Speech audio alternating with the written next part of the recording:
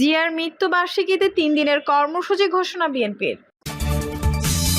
এদিকে সরকারের লুটপাটের খবর একের পর এক বের হতে শুরু করেছে বলছেন রিজভী। জানাবো ডোনাল্ড লুর পর ফখরুলের বক্তব্যের মূল্য নেই বলছেন কাদের। শেখ হাসিনা ডিপ্লোম্যাসি এবং যুক্তরাষ্ট্রের ইউটার্ন। এদিকে বিএনপিতে ভারত বিরোধিতার সাথে যুক্ত হচ্ছে মার্কিন বিরোধিতাও। এবং সর্বশেষ জানাবো লুর সফরে খেই হারিয়ে ফেলেছে বিএনপি বলছেন পররাষ্ট্রমন্ত্রী। দর্শক শুনছিলেন সংবাদ শিরোনাম, এখন বিস্তারিত। জিয়ার মৃত্যুবার্ষিকীতে ৩ দিনের কর্মসূচি ঘোষণা বিএনপির প্রতিষ্ঠাতা রাষ্ট্রপতি জিয়াউর রহমানের শাহাদাত বার্ষিকী উপলক্ষে ৩ দিনের নতুন কর্মসূচি ঘোষণা করেছে ঢাকা মহানগর দক্ষিণ বিএনপি। কর্মসূচির মধ্যে রয়েছে আগামী ৩০-৩১ মে ও ১ জুন ঢাকা মহানগর দক্ষিণের ২৪ থানা এবং ৮০টি সাংগঠনিক ওয়ার্ডের উদ্যোগে দেওয়া মাহফিল, দারিদ্র, শ্রমজীবী ও মেহনতি মানুষের মধ্যে খাদ্য সামগ্রী, বস্ত্র, বিশুদ্ধ পানি এবং খাবার স্যালাইন বিতরণ। এছাড়া নগরের বিভিন্ন স্থানে পোস্টার, ব্যানার ও ফেস্টুনের মাধ্যমে শহীদ জিয়ার জীবন ও কর্ম সম্পর্ককে নতুন প্রজন্মের সামনে তুলে ধরবে দক্ষিণ বিএনপি। সরকারের লুটপাটের খবর একের পর এক বের হতে শুরু করেছে বলছেন রিজভী। বিএনপি সিনিয়র যুগ্ম মহাসচিব অ্যাডভোকেট রুহুল কবির রিজভী বলেছেন, বর্তমান ডামি সরকার দেশকে একটি লুটপাটের দেশে বানাতে চাচ্ছে। দেশ থেকে হাজার হাজার কোটি পাচার করেছে আওয়ামী লীগের নেতা ও তাদের ঘনিষ্ঠজনরা। আজকে দুবাই অত্যন্ত দামি ৩৯৩টি বাড়ির খবর পাওয়া গেছে, ৬৪৩টি সম্পদের খবর ছাপা হয়েছে। এই সম্পদের মালিক কারা? ব্যাংক লুটপাট করেছে, দেশের সম্পদ লুট করেছে, ফ্লাইওভার, পদ্মা সেতুর নামে টাকা লুট করেছে। এই টাকা দিয়েই তারা দুবাইয়ে বাড়ি বানাচ্ছে। সরকারের লোকেদের লুটপাটের খবর একের পর এক বের হতে শুরু করেছে। রিজভী বলেন, চারদিকে থেকে ব্যর্থ হয়েছে সরকার। এই সরকার সম্পূর্ণ ব্যর্থ হয়ে গিয়ে এখন গোটা জাতিকে ফতুর করার জন্য একের পর এক আর্থিক খাত, সামাজিক খাত সব লুট করছে। প্রত্যেকটি খাতে এখন প্রচন্ড নৈরাজ্য বিরাজ করছে। তিনি বলেন, একের পর এক ব্যাংক লুট হয়ে ব্যাংকগুলো ধসে গেছে। মন্ত্রীদের নামে, এমপিদের নামে ব্যাংক দিলেন, তারাই সব লুট করে ফেলেছে। এখন সরকার ভালো ভালো ব্যাংকের সঙ্গে সেগুলোকে মিশিয়ে দিতে চাচ্ছে। এবারে তারা জনগণের টাকা, জনগণের সম্পদকে তারা লুটপাট করেছে, পাচার করেছে। রিজভী বলেন, আজ বাংলাদেশে টাকা নেই যে রিজার্ভ দিয়ে আমদানি করা যায়, সেটি দিয়ে ব্যবসা করা যায়, যেটি দিয়ে উন্নয়ন হবে, সেই টাকা আজ শূন্যের দিকে। এর কি জবাব দেবেন শেখ হাসিনা? এর জবাব তিনি দিতে পারবেন না, কারণ তার লোকেরাই এটি করেছে। বিএনপির এ নেতা বলেন, জনগণের ভোটের কোনো দরকার হয় না, তাদের শেখ হাসিনা যাকে পছন্দ করবে সেই হবে উপজেলা চেয়ারম্যান। সুতরাং এই নির্বাচন বর্জন করুন। আপনারা যারা ঢাকায় আছেন, আপনাদের আত্মীয় স্বজনদের এই নির্বাচন বর্জনের আহ্বান জানান। ডোনাল্ড লুর পর ফখরুলের বক্তব্যের মূল্য নেই বলছেন কাদের। আওয়ামী লীগ সাধারণ সম্পাদক ও সেতুমন্ত্রী ওবায়দুল কাদের বলেছেন, মার্কিন সহকারী পররাষ্ট্রমন্ত্রী ডোনাল্ড লুর বক্তব্যের পর বিএনপি মহাসচিবের বক্তব্যের আর কোনো মূল্য নেই।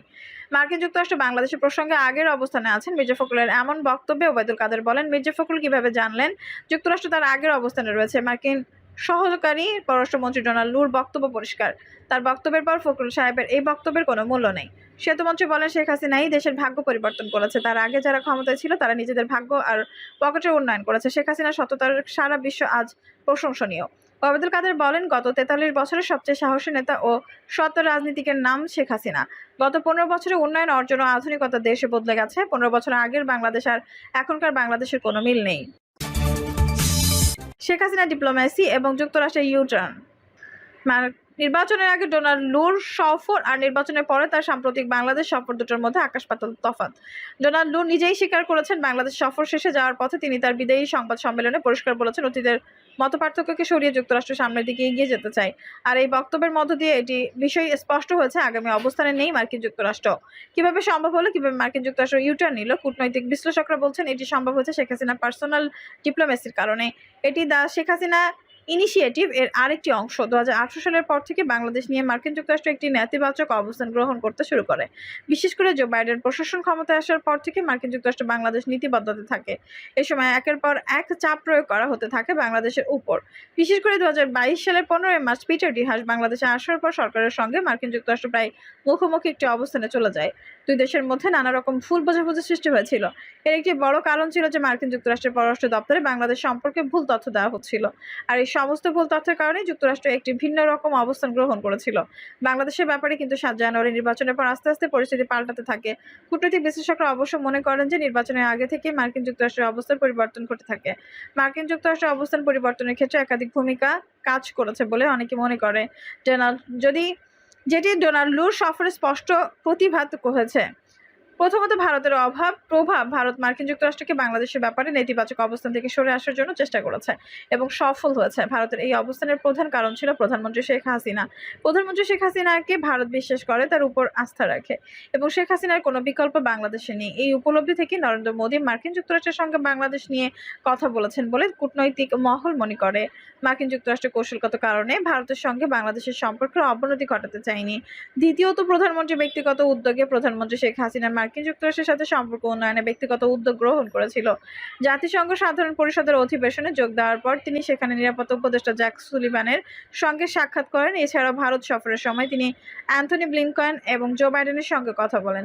সবকিছু মিলিয়ে তার উদ্যোগ সফল হয়েছে। শুধু তাই নয়, প্রধানমন্ত্রী শেখ হাসিনা মার্কিন যুক্তরাষ্ট্রের সঙ্গে সম্পর্ক উন্নয়নের জন্য সালমান এফ রহমানকেও দায়িত্ব দিয়েছেন এবং সালমান এফ রহমানের মার্কিন যুক্তরাষ্ট্রের সঙ্গে সম্পর্ক উন্নয়নের ক্ষেত্রে যথেষ্ট ভূমিকা রেখেছেন। তৃতীয়ত, বিরোধী দলের ভুল রাজনীতি। মার্কিন যুক্তরাষ্ট্র প্রত্যাশা করেছিল যে বিএনপি সহ বিরোধী দলগুলো নির্বাচনে অংশগ্রহণ করবে এবং একই রকম নির্বাচনের আগে ডোনাল্ড লু শর্তহীন সংলাপের উপর জোর দিয়েছিলেন। কিন্তু শেষ পর্যন্ত যখন বিএনপি নির্বাচনে যায়নি, তখন মার্কিন যুক্তরাষ্ট্র বিষয়টিকে ইতিবাচকভাবে গ্রহণ করেনি। আর সবকিছু মিলিয়ে এখন নতুন সরকার প্রতিষ্ঠিত হয়েছে। এখানে মার্কিন যুক্তরাষ্ট্রের বিনিয়োগ আছে, মার্কিন স্বার্থ আছে। মার্কিন যুক্তরাষ্ট্র বাংলাদেশ ব্যবসা পরিধিতি বাড়াতে চায়, চীনের আগ্রাসন কমাতে চায়। সবকিছু মিলিয়ে তাদের সামনে বর্তমান সরকারের একমাত্র বিকল্প, আর তাই মার্কিন যুক্তরাষ্ট্র তার অবস্থান পরিবর্তন করেছে, রীতিমতো ইউ-টার্ন নিয়েছে। বিএনপিতে ভারত বিরোধিতার সাথে যুক্ত হচ্ছে মার্কিন বিরোধিতাও। বিএনপি ৭ জানুয়ারি নির্বাচনের পর আবার ভারত বিরোধী অবস্থানে চলে গেছে। প্রথমে তারা ব্যক্তিগতভাবে এক প্রকাশ্যে দলগতভাবে ভারত বিরোধিতার নীতি গ্রহণ করেছে। বিএনপি মহাসচিব মির্জা ফখরুল ইসলাম আলমগীর প্রতিদিনই ভারত সমালোচনা করেছেন, ভারতের বিভিন্ন নীতির বিপক্ষে বক্তব্য রাখছেন। বিএনপির দায়িত্বশীল সূত্রগুলো বলছে, দলগত সিদ্ধান্ত অনুযায়ী দলের মহাসচিব ভারত বিরোধী অবস্থান গ্রহণ করেছেন। তবে ভারত বিরোধী অবস্থান করে দলটি ক্ষান্ত হয়নি। দলের ভেতরে এখন মার্কিন বিরোধী প্রবণতাও লক্ষ্য করা যাচ্ছে। মার্কিন যুক্তরাষ্ট্রের নীতি এবং কৌশলের সমালোচনা করার কৌশলও বিএনপি গ্রহণ করেছে। বিএনপি দায়িত্বশীল একাধিক নেতা বলেছেন, তারা দলগতভাবে এখন মার্কিন বিরোধিতা করবেন না।